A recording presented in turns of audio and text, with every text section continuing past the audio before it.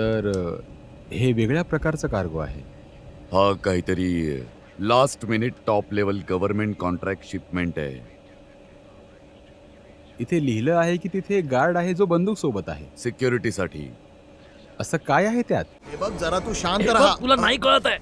मी कॅलीला काही होऊ देणार नाहीये, कळलं तुला?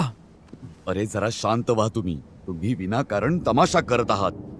मी तुम्हाला सांगितलं की कॅली लवकरच शुद्धीत येईल, पण यावेळी आपण काहीच करू शकत हे नाही. बघ मला सगळं माहिती आहे, हे बरोबर नाहीये आणि आपल्याला निघायचं होतं. ही आपली शेवटची संधी होती. जो अत्यंत चुकीचा आहे. ए, आम्ही वाचवलंय तिला. जर आम्ही नसतो तर ती मेली असती. जरा समजून घ्यायचा प्रयत्न कर.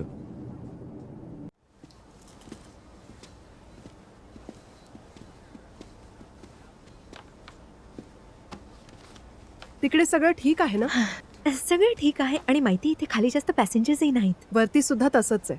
हवामान सूचना ऐकली का तुम्ही? आता या गोष्टींची पर्वा नाही मला. हवामानाची? नाही की आपल्याला बुसानला जायला उशीर होईल. म्हणजे आज रात्री तू शांतपणे झोपणार आहेस? हो, आज मी शांतपणे झोपणार आहे. एमिली, तू आमच्यासोबत येशील, खूप मजा येईल. वाव, बुसानची रात्र, तिथले रस्ते, तिथले क्लब्स आणि मी तिथली बिझी मुलं. असणार आहे. आणि आता तुमच्या गप्पा झाल्या असतील तर मला काम करायचं आहे. तुम्ही पण जा. हो, ठीक आहे. हो, ठीक आहे.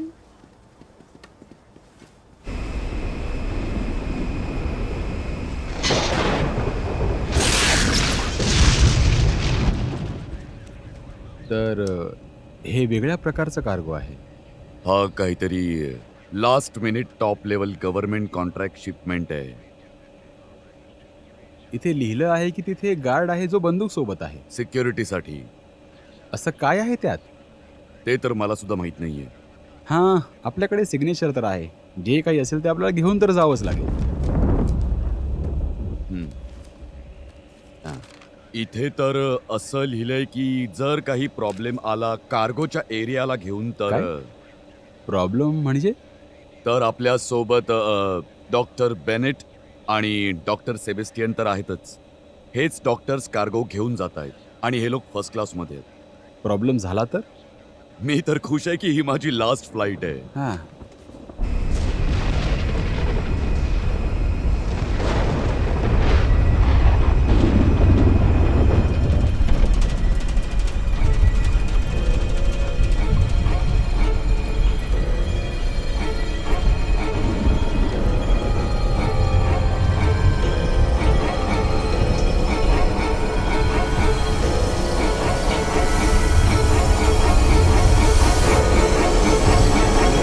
हे बघ जरा तू शांत हे राहा. बघ, तुला नाही कळत आहे.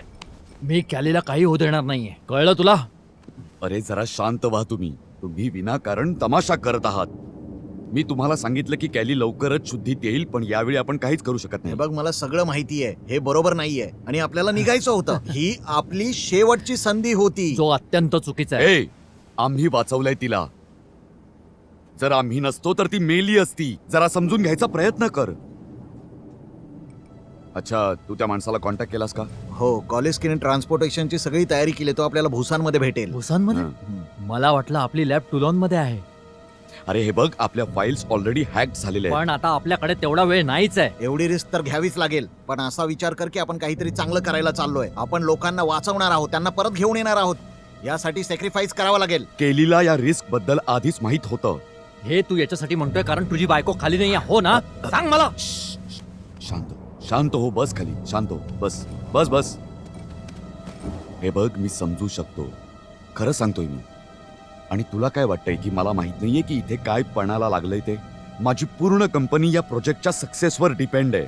आणि जर का 1000 जीव वाचवण्यासाठी एक जीव जात असेल तर मला काही फरक पडत नाही. मग तुझी बायको किंवा ते ब्युरोक्रॅट्स या प्रोजेक्टला कुठल्याही परिस्थितीत थांबवू शकत नाही. त्यामुळे तुझं तोंड बंद ठेव. या विषयावर आता काहीच बोलणं होणार नाही. कळलं का डॉक्टर? मला कळलंय. Excuse me.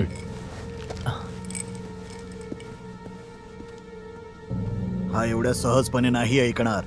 काळजी करू नकोस.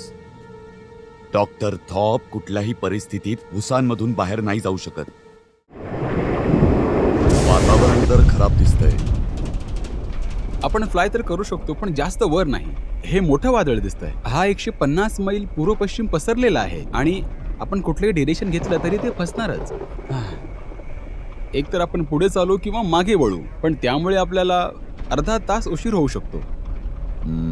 बुसानचं वातावरण तसंही ठीक दिसत नाहीये. मग आता आपण डावीकडे वळूया आणि मग मधूनच निघून जाऊया. मला वाटतंय सध्या तरी हा एकच ऑप्शन आहे आपल्याकडे.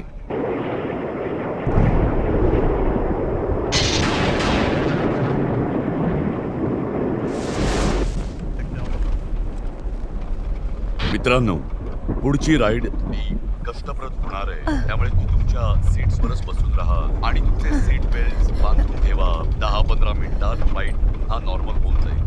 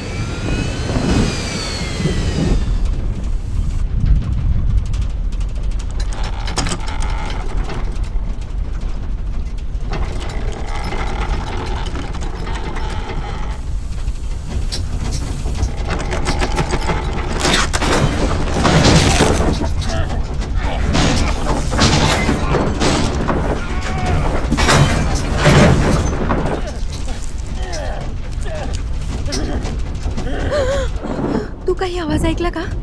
माझ्या मते मागे सामान पडलं असेल.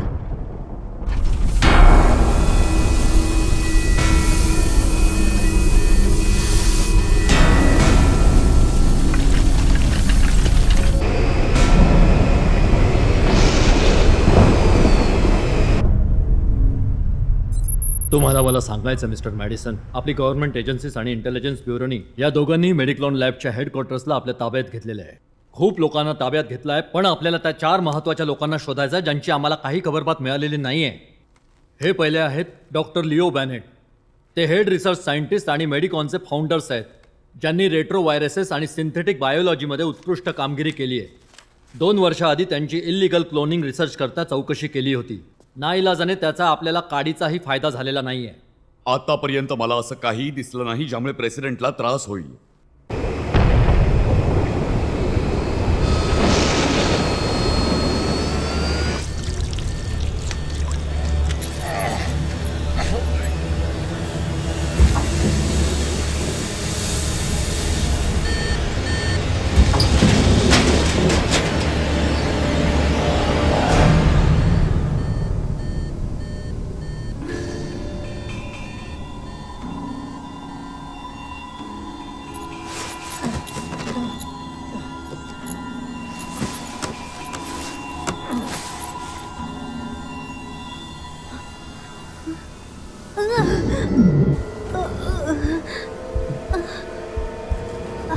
कोणी आहे?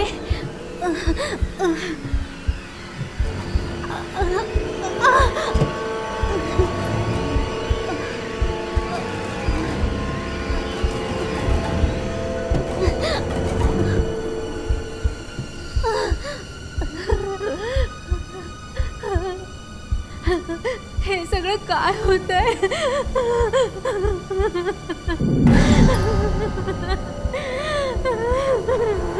हे सगळं काय होतंय?